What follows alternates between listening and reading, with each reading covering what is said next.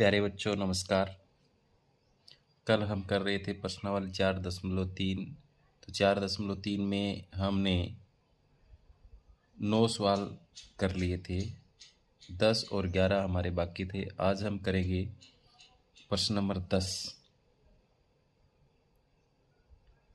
तो प्रश्न नंबर 10 में आपके सामने यहाँ पर देखो, मैसूर और बेंगलोर के बीच की 132 किलोमीटर यात्रा करने में एक एक्सप्रेस रेलगाड़ी सवारी गाड़ी से 1 घंटा कम समय लेती है। मध्य के स्टेशनों पर ठहरने का समय ध्यान में न लिया जाए। यदि एक्सप्रेस रेलगाड़ी की औसत चाल सवारी गाड़ी की औसत चाल से 11 किलोमीटर प्रति घंटा अधिक हो तो रेलगाड़ियों की औसत चाल आपको ज्ञात करनी है। तो मानेंगे हम हल करने के लिए इसको। माना सवारी गाड़ी जो थी एक्सप्रेस और सवारी 2 गाड़ियाँ थी, तो सवारी गाड़ी की मानते हैं पहले। माना सवारी गाड़ी की औसत चाल हम मान लें x किलोमीटर प्रति घंटा, ठीक है। इसी तरह से हम क्या करेंगे, एक्सप्रेस रेलगाड़ी की मानेंगे। माना एक्सप्रेस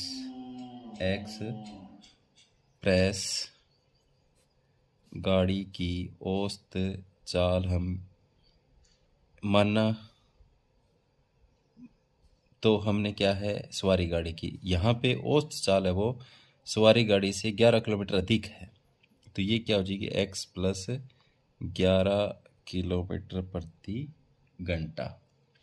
यहाँ पर तो लगा के लिखेंगे क्योंकि हमने ये मानी नहीं है, इससे 11 ज़्यादा है, पहले वाली वो मान ली। तो अब देखेंगे यहाँ पर प्रश्नानुसार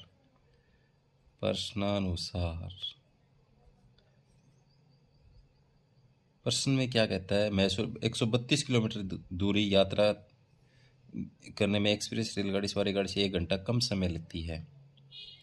तो जो ज़्यादा समय लेगी वो सवारी गाड़ी लेगी, कम समय लेगी ये लेगी। तो दूरी हमारे पास पता है, दूरी मैं यहाँ लिख देता हूँ। दूरी कितनी है 132 किलोमीटर है, ठीक है।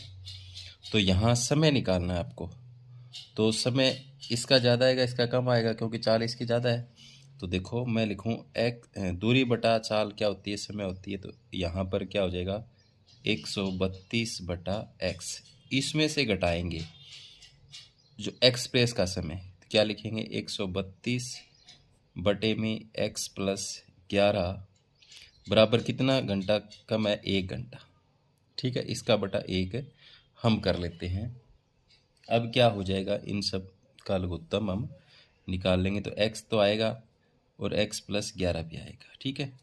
इसमें x से x कैंसिल हो गया, x प्लस 11 ऊपर जाएगा तो 132 और x प्लस 11 इसके साथ माइनस यहाँ x प्लस 11 से x प्लस 11 कैंसिल, x ऊपर जाएगा तो 132 x और यहाँ 1 है तो ये दोनों ही ऊपर जाएंगे x और x प्लस 11, ठीक है। अब क्या है, इसको गुणा करेंगे।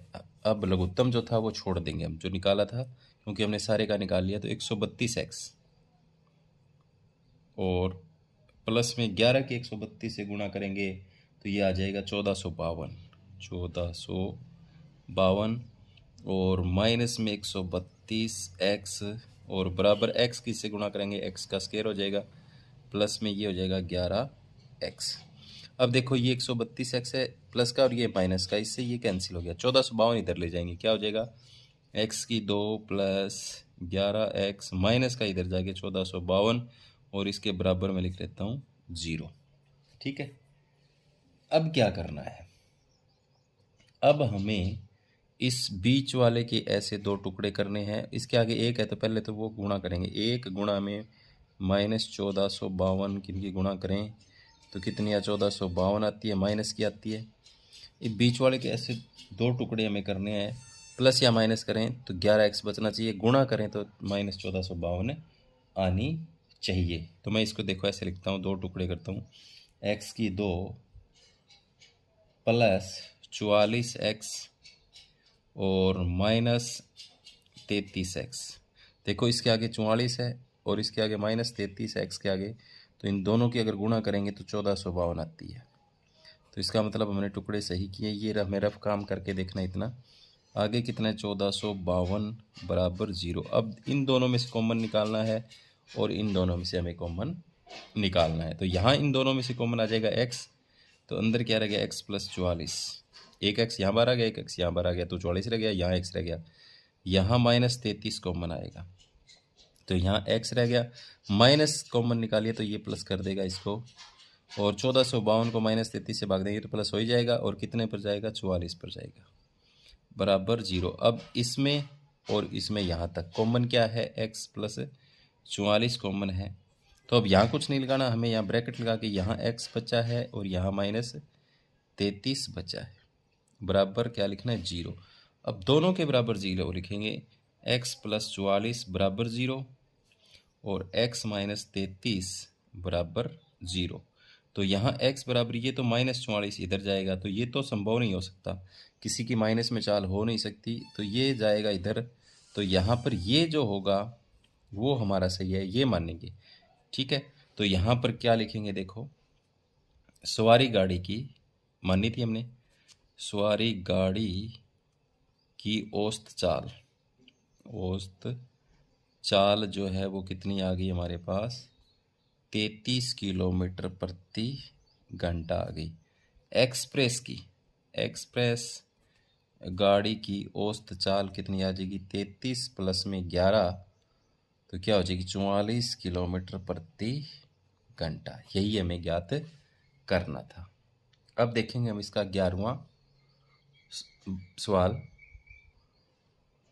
यहाँ पर हमारे पास 11वां सवाल देखो, ये है, दो वर्गों के क्षेत्रफलों का योग 468 वर्ग मीटर है। यदि उनके परिमापों का अंतर 24 मीटर हो तो दोनों वर्गों की भुजाएं ज्ञात कीजिए। मान लो हमारे पास दो वर्ग है, ये वर्ग है एक तो, और दूसरा जो वर्ग है वो ये है। इसकी भुजा मान लो x है और इसकी भुजा मान लो y है। इनके वर्गों का अंतर जो है, दो वर्गों के क्षेत्रफलों का योग तो 468 है। यदि उनके परिमापों का अंतर 24 हो तो दोनों वर्गों की भुजाएं हमें ज्ञात करनी है। तो मानेंगे यहाँ पर हल करने के लिए, हल माना पहले वर्ग की भुजा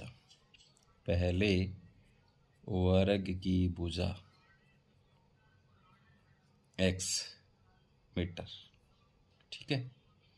तो पहले वर्ग का परिमाप कितना हो जाएगा, परिमाप यहाँ लिख देते हैं, परिमाप होता है 4 गुणा भुजा, तो 4x हो जाएगा, 4x मीटर। और पहले वर्ग का क्षेत्रफल कितना हो जाएगा यहाँ पर, यहाँ हमारे पास तो भुजा का वर्ग होता है, इसकी सारी भुजाएं x होगी, तो x का स्क्वायर, x गुणा x यानी x स्क्वायर, ये इसको लिखेंगे वर्ग मीटर। अब उसी तरीके से क्या लिखेंगे, दूसरे वर्ग की भुजा क्या मानेंगे, y मीटर। तो दूसरे वर्ग का परिमाप क्या हो जाएगा, 4 गुणा भुजा होता है जो 4y मीटर। और क्षेत्रफल भी क्या हो जाएगा, भुजा गुणा भुजा होता है तो y को 2 बार गुणेंगे, y स्क्वायर वर्ग मीटर हो गया। अब देखो, अब हमारे पास क्या है, प्रश्नानुसार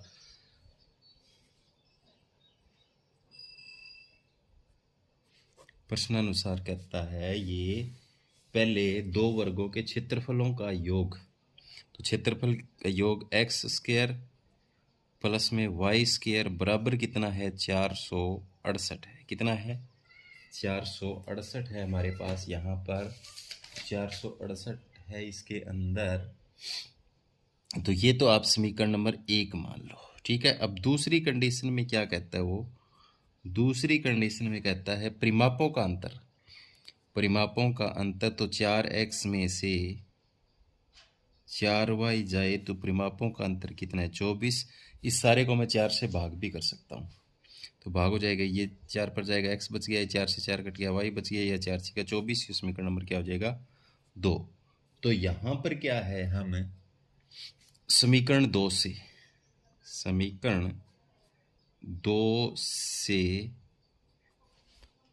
इसको देखेंगे, x माइनस वाई बराबर क्या है 6, तो x बराबर क्या हो जाएगा 6+y, इसको मैं समीकरण नंबर 3 मान लेता हूँ। समीकरण 3 से x का मान समीकरण 1 में रखने पर, समीकरण 1 में रखने पर एक हमारे पास क्या है, x² + y² बराबर 468 है। तो यहाँ पर क्या करेंगे हम, ये जो है x, इसका मान इस समीकरण 1 में भरेंगे। तो x की जगह भरेंगे तो x² है ना, तो यहाँ क्या लिखेंगे, 6 जमा y इसका स्क्वायर प्लस में y² बराबर 468, ऐसे लिखा जाएगा। अब इस पर a + b के स्क्वायर वाला फॉर्मूला लग गया, तो 6 का स्क्वायर प्लस में y का स्क्वायर प्लस में 2 × 6 × y और प्लस में y स्क्वायर बराबर 468। अब देखो इसको हल करेंगे तो क्या आएगा, 6 6 36, इसको 2 बार गुणा करा y की 2, ये आ जाएगा 6 दूनी 12 y, और ये y की 2 है ही, और बराबर 468 है। अब देखो यहाँ पर y की 2 और y की 2 जुड़ गए, कितने हो गए, 2y की 2 हो गए, प्लस में 12y है और यहाँ 36 है, ये इधर आ जाएगा 468 और बराबर क्या, 0। देखो यहाँ पर y की 2 और y की 2, 2y की 2 हो गया, ये 12y है, 36 यहाँ है ही, 468 इधर आ जाएगा, बराबर क्या लिखेंगे, 0। तो अब देखो 2y की 2 प्लस 12y और -468 में से 36 गए, यहाँ पर कितना बच जाएगा, 216 बच जाएगा। कितना बच जाएगा, यहाँ पर हमारे पास, सॉरी 216 के 432 बच जाएगा। कितना बच जाएगा, 432। अब इसको हम 2 से भाग भी कर सकते हैं, समीकरण हमारा और छोटा बन जाएगा। ये y की 2 हो गया, ये 2 6 12, 6y हो गया, ये हो गया 216। ठीक है, अब इसके आगे 1 है तो इसको 1 गुणा में 216 की गुणा करेंगे तो -216 आया ना। अब बीच वाले के ऐसे हमें 2 टुकड़े लिखने हैं यहाँ पर कि हमारे पास गुणा तो आनी चाहिए, -216, तो मैं 18 और गुणा में -16 लिख के देखूँ तो इनकी गुणा कितनी आती है, 200, सॉरी बचना कितना चाहिए, 6, तो 18 और 12 में से बचेगा, 18 और 12 की गुणा करेंगे तो कितना आएगा, 216 आएगी माइनस की, और यहाँ बच जाएगा 6y, तो इसको मैं ऐसे लिखूँगा, देखो y की 2 प्लस 18y माइनस 12y, तो 18 में से 12 के 6y और आगे -216 बराबर 0। अब देखो इन दोनों में से कॉमन जो है वो आ जाएगा y, तो y + 18 रह गया अंदर, यहाँ -12 कॉमन आ गया तो यहाँ y रह गया, और -12 से इसको भाग देंगे, इतने पर जाएगा, प्लस का कर देगा 18। अब इन दोनों में कॉमन क्या आ गया, y + 18, और यहाँ क्या रह गया, y - 12 बराबर 0। अब दोनों के बराबर 0 लगाएंगे, y + 18 बराबर 0 और y - 12 बराबर 0, तो ये इधर आएगा, माइनस का 18 हो गया, तो ये तो संभव नहीं होता, माइनस में आ गया, ये प्लस में आएगा, इधर जाएगा, तो ये हमारा सही है। y बराबर हमने क्या मानना था, y जो मानना था हमने दूसरे वर्ग की भुजा माननी थी, तो दूसरे वर्ग की भुजा जो है वो आ गई कितनी, हमारे पास 12 आ गई। तो यहाँ लिखेंगे छोटे वर्ग की भुजा, छोटे वर्ग की भुजा आ गई हमारे पास 12 मीटर। अब बड़े की कैसे निकालें हम, बड़े के निकालने के लिए हमारे पास ये है फॉर्मूला, कैसे, x² प्लस में y² बराबर कितना है, 468 है। तो यहाँ देखो x² बराबर 468 माइनस में जाएगा इधर y², y का मान कितना है, 12, 12 का स्क्वायर 144, तो यहाँ पर 468 में से 144 जाएंगे, बचेंगे देखो 4, और यहाँ कितने बच गए, 2, और यहाँ हमारे पास कितने बच गए, 3, 324, 12, 12, 144, और यहाँ बच गए 324 बच गए हमारे पास यहाँ पर। ठीक है, तो एक्स स्क्वायर बराबर कितना आ गया इधर, 324 आ गया।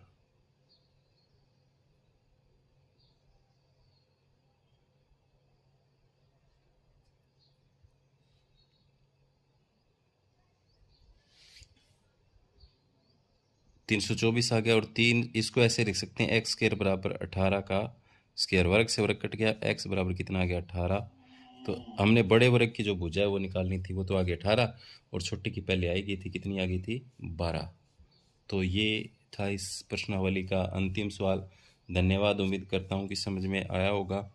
जो बच्चे नए हैं वो चैनल को सब्सक्राइब करें और अपने साथियों को ज़रूर भेजें। धन्यवाद।